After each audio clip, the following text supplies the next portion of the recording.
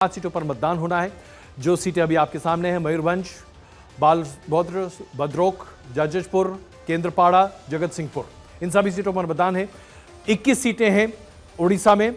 21 सीटों में भारतीय जनता पार्टी ने 12 सीटें हासिल की थी 42.8% वोट शेयर के साथ। एनडीए को 8 सीटें मिली थी, माफ कीजिएगा, बीजेडी को 12 सीटें मिली थी, मैं क्षमा चाहता हूं।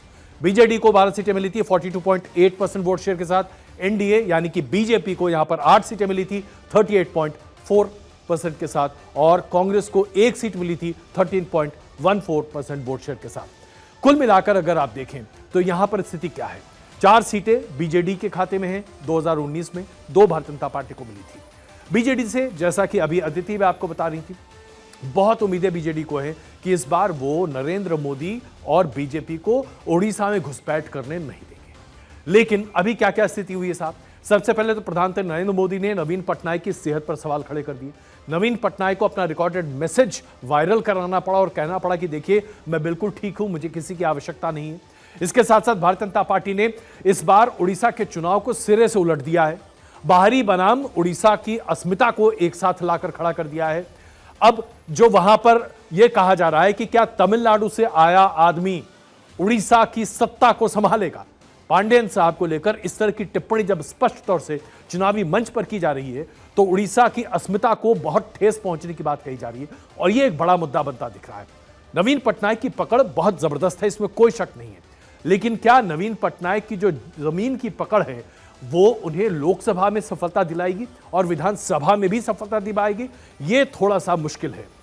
भारतीय जनता पार्टी बहुत उत्साहित है क्योंकि लाभार्थी वर्ग दोनों पार्टियों ने अपने अपने बड़े पैमाने पर तैयार किए हैं।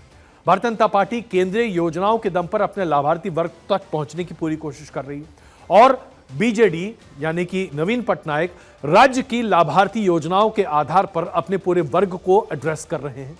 इसके साथ साथ वहां पर जगन्नाथपुरी के चाबी के मसला और हेरिटेज कॉरिडोर के साथ साथ वहां पर जगन्नाथ भगवान के बारे में की गई टिप्पणी का मसला भी वहां पर एक बड़ा मसला बनता दिखाई दे रहा है। तो कुल मिलाकर यहां की चुनावी स्थिति थोड़ी डावाडोल है। भारतीय जनता पार्टी यहां पर मौके पर चौका मारने की कोशिश कर रही है, बीजेडी अपनी जमीन बचा रही है। बीजेडी अगर इस बार साफ हुई तो पूरी तरीके से साफ हो जाएगी, क्योंकि यह फिर नवीन पटनायक की राजनीति का अंत होगा। अदिति, आपकी टिप्पणी उड़ीसा पर। नरेंद्र मोदी और अमित शाह कहते हैं कि पर्दे के पीछे से सरकार चला रहे हैं तमिल बाबू। आपने बहुत बखूबी इसको पूरा एक्सप्लेन कर दिया है अजय सर, लेकिन क्योंकि Bharatiya Janata Party on paper, on record, off record हर तरीके से उड़ीसा से बहुत ज्यादा उम्मीद रखे हुए है, चाहे फिर विधानसभा हो चाहे लोकसभा हो, ऐसी स्थिति में एक ही फैक्टर है कि कोई बाहरी अब सरकार चलाएगा। इसीलिए तबियत पानी को लेकर चर्चा हुई तो नवीन पटनायक बोल दिया कि मेरी तबियत ठीक है और इतनी चिंता थी तो फोन कर लेते।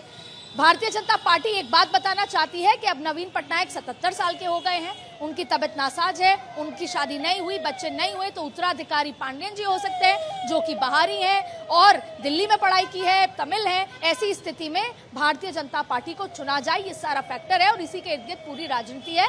और भारतीय जनता पार्टी इस राजनीति में लोगों के मन में ये बात घर करने में कि अब बाहरी आके सरकार चलाएगा, उसमें कहीं ना कहीं कामयाब होती नजर आ रही है। ऐसे भाजपा आश्वस्त भी अपने आप को उड़ीसा में मान रही है।